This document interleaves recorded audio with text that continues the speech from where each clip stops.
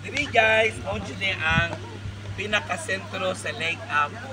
Sa akong likod, diri na ang dako kaayo nga lake na tinaw kaayo. Tanawan ninyo natay mga cottages, natay mga floating cottages, o daghan kayo o makuanan po. No, dito pong dapita. Pwede po mo makalingkod diri, mangaon, mag-relax. Ano? Diri po, no? Tagpila, sir. Tag 85 pesos. Ang table na ay bayad.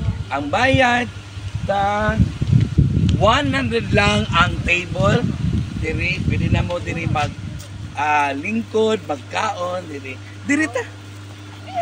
Perting ninduta, grabe ka nindut. Okay? Suruyo nato diri ang ilahang. Doon kaayo. Doon lang ba siya sa city, sir? Ha? Doon lang ba siya sa city sa Valencia? Doon lang yun siya, mga kuan lang dyan. Mga around 20 to 30. mga 15 minutes, ano na? 20. Okay.